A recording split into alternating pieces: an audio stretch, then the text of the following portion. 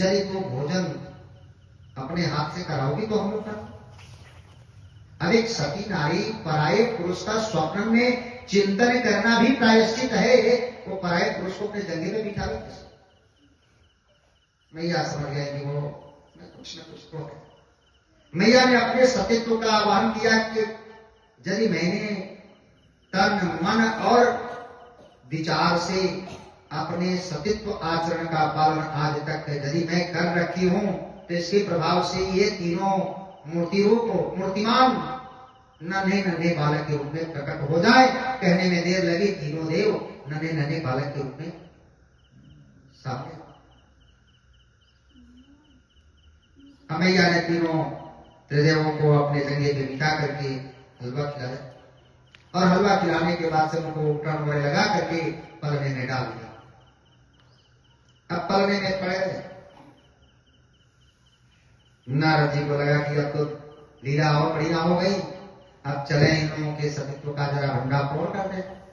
अब नारद जी पहुंच गए।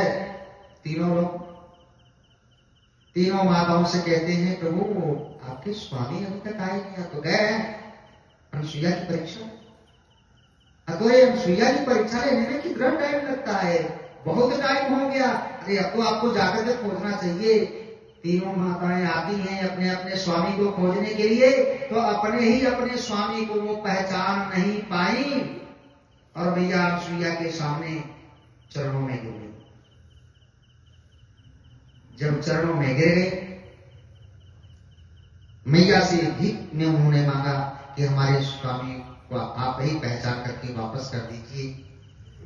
जब माता अनुसुईया ने त्रिदेवों को पुनः उस रूप में प्रकट होने के लिए वचन कहा, तीनों देव प्रकट हो गए अपने रूप में। तीनों देव प्रसन्न हो गए। प्रसन्न होने के बाद उन लोगों ने कहा कि भैया तुम्हारे सतीत्व के आगे हम लोग हार गए। अब तुम्हारे सतीत्व के प्रभाव से, तुम्हारे इस आचरण से हम तीनों देव प्रसन्न हैं। मांगो क्या चाहते।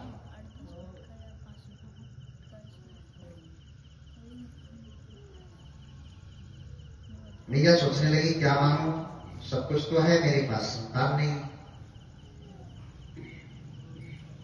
मैया ने कहा कि आप ही लोगों के गुण ऐश्वर्य प्रताप पुण्य युक्त आप ही के सदृश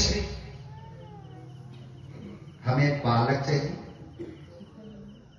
अब हमारे नारायण प्रभु उस सतीत्व माता जी की वचन की रक्षा करने के लिए दत्तात्रेय के रूप में वहां आविर्भाव। बोलिए दत्तात्रेय भगवान ने की।